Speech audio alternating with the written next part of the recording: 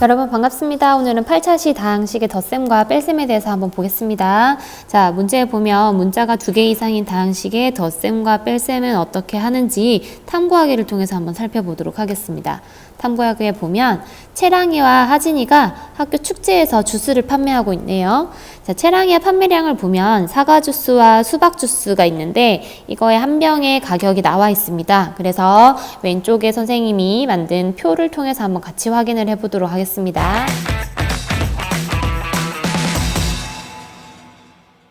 자, 사과 주스는 총 몇 개 있는지 한번 볼까요? 채랑이는 5개.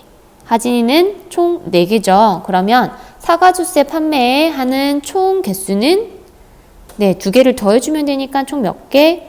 9개가 됩니다. 자, 수박 주스는 채랑이는 2개, 하진이는 3개가 되네요. 그러면 총 합쳐서 총 5개입니다. 자, 그러면 주어진 가격을 한번 같이 보겠습니다. 채랑이는 한 병의 가격이 X1이기 때문에 5개이므로 총 5X1이 되죠. 그래서 1이라는 값은 생략할게요. 자, 그러면 채랑이는 수박 주스의 가격은 2Y입니다. 자, 하진이를 한번 살펴볼까요? 하진이는 총 4개니까 4X, 수박 주스는 3Y가 됩니다. 자, 그러면 이제는 총 합을 한번 같이 보겠습니다. 자, 총 합은 사과 주스가 총 9개이기 때문에 사과 주스의 가격은 9X1, 수박 주스의 가격은 5Y1이 되겠죠? 그러면 채랑이와 하진이의 총 판매 금액을 한번 볼게요. 자, 2개를 다 더한 것과 같으므로 5X라는 값과 2Y라는 값을 더해주면 5X 더하기 2Y. 하진이의 값은 4X와 3Y를 더해주면 4X 더하기 3Y.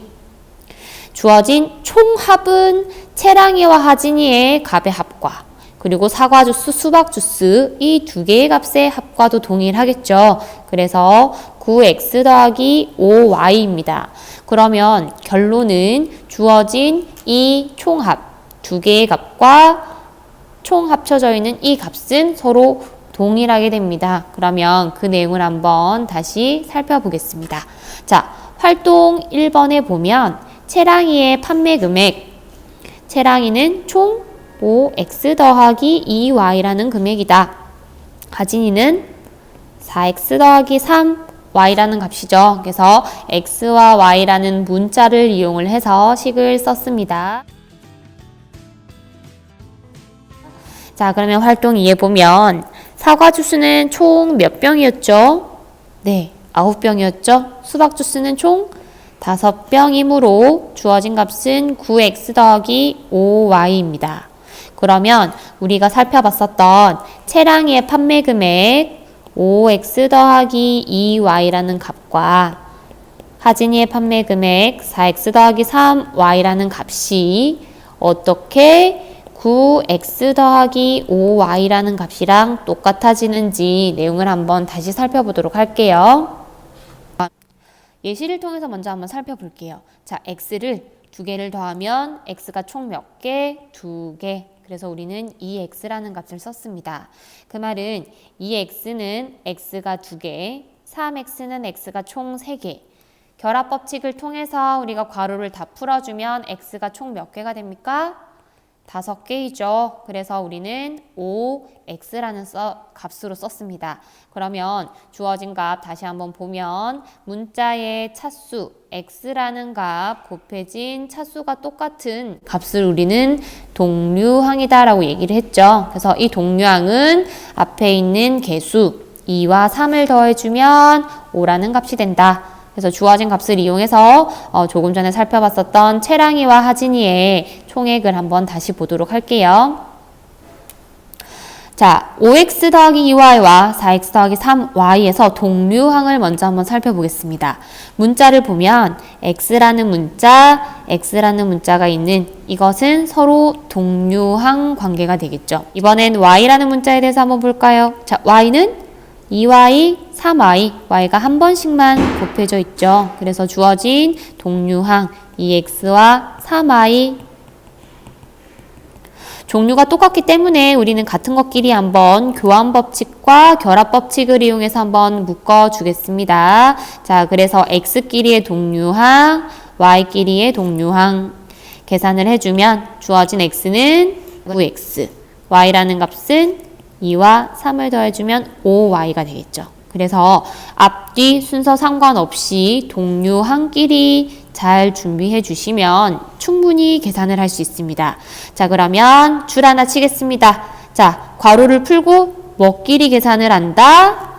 동류항끼리 모아서 계산을 한다. 그래서 동류항끼리 계산을 할 때는 여러분들이 부호를 좀 조심해 줘야 되겠죠. 그래서 함께 해보기 1번 위에다가 여기 있는 글씨를 쓸게요. 자, 함께 해보기 1번. 우리는 초등학교 때 가로로도 계산을 하지만 세로로도 계산을 했죠. 그래서 동류항끼리는 같은 줄로 이렇게 세워서 보겠습니다. 자, 동류항 A에 대한 동류항은 3A도 있고 2A도 있죠. 동류항끼리 짝을 지어주면 3A와 2A를 순서를 바꿔서 주어지면 두 개 더해주면 얼마다? 5A. 앞에 있는 숫자 더해주면 5A다. 자, 이번엔 다른 동류항을 한번 보겠습니다. 자, 2B 마이너스 3B. 따라서 동류항끼리 같이 한번 묶어주면 결합법칙 묶어주면 얼마? 마이너스 B이다. 그래서 주어진 값은 마이너스 B. 자, 이번에 괄호 2번 별표 한번 칠까요? 자, 뭐라고 되어 있죠? 부호를 조심하자라고 되어 있죠? 자, 부호. 다시 얘기하면 분배 법칙을 쓸 때 마이너스라는 값을 잘 분배해줘야 되겠습니다. 자, 마이너스 3x. 마이너스를 곱하면 이번엔 플러스가 되겠죠? 자, 마이너스 플러스 곱하면 마이너스. 그래서 동류항끼리 한번 보도록 할게요. 자, 동류항. x에 대한 동류항은 마이너스 3x. 계산해주면 2x가 되겠죠. 자, y에 대한 동류항 2y는 플러스 y. 두 개 계산을 해주면 몇 y? 3y. 자, 숫자만 나와 있네요. 숫자 마이너스 3과 마이너스 4는 계산해주면 마이너스 7. 그래서 숫자만 있는 이러한 항을 우리는 상수항이다 라고 얘기를 합니다. 자, 그러면 상수항 포함해서 동류항끼리 계산하는 거 까먹지 마시고 밑에 있는 문제를 통해서 한번 다시 살펴보겠습니다. 문제 1번을 한번 같이 볼게요. 자, 마이너스라는 값이 있네요. 괄호를 통해서 한번 분배해 보겠습니다. 그러면 마이너스 2a 더하기 b. 자, 동류항끼리 계산하기 위해서 주어진 값을 한번 정리를 해보면 동류항끼리 5a와 마이너스 2a를 더해주면 얼마? 3a. 오른쪽에 있는 값을 더해주면 마이너스 2b. 따라서 주어진 값은 3a-2b. 자, 괄호 2번도 동일하게 괄호를 풀어서 동류항끼리 한번 정리를 해보겠습니다. 그러면 x에 대한 동류항은 x끼리 더해주면 얼마? 4x. y라는 값은 정리해주면 0이 되네요. 그럼 0은 생략 가능하죠. 자, 숫자는 마이너스 1. 따라서 주어진 0은 생략해서 4x 빼기 1로 간단히 정리해 주시면 되겠습니다.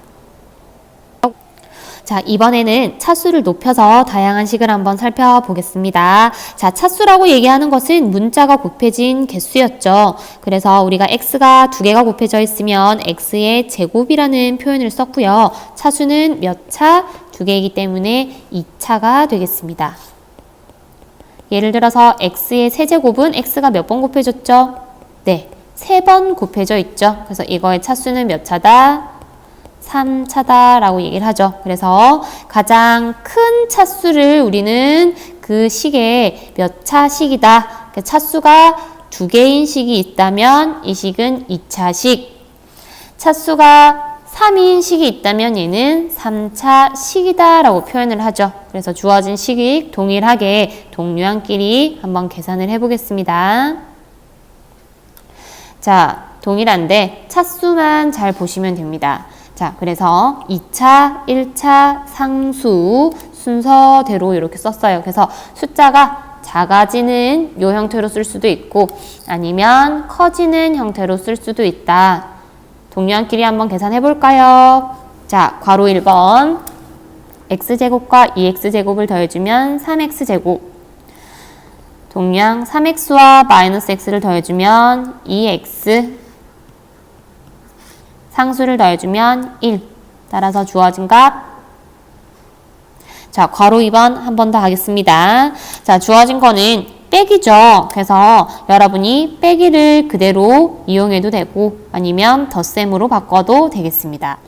식을 그대로 한번 빼볼게요.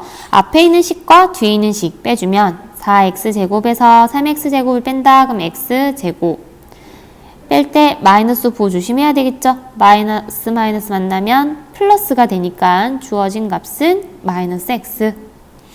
마이너스도 만나면 플러스. 따라서 3. 이런 결과가 조금 어렵다면 주어진 값은 덧셈으로 먼저 바꿔서 계산을 합니다. 자, 마이너스라는 값 한번 풀어볼까요? 자, 분배 법칙을 이용하면 주어진 값은 마이너스 플러스 동량끼리 한번 계산을 해보도록 할게요. 자, 주어진 값 더해주면 x제곱, 더해주면 마이너스 x, 더해주면 3. 결과는 동일하게 나오죠. 그래서 선생님은 괄호를 먼저 풀고 계산을 하는 것을 추천합니다. 그러면 이러한 방법을 이용해서 문제 2번 한번 풀어보시겠습니다.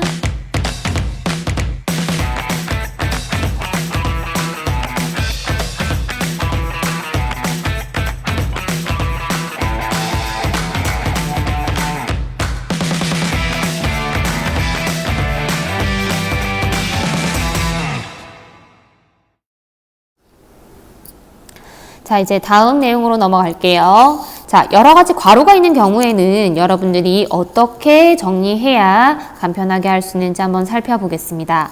괄호가 하나만 있다면 분배 법칙을 이용해서 계산을 쉽게 할 수 있었지만 여러 가지 종류의 괄호가 있을 때는 꼭 순서를 지켜주셔야 되겠습니다. 자, 어떤 순서냐? 줄 한번 칠까요? 소괄호, 중괄호, 대괄호 순으로 풀어서 간단히 합니다. 그래서 안에 있는 것부터 밖에 있는 순서대로 한번 계산을 해볼게요.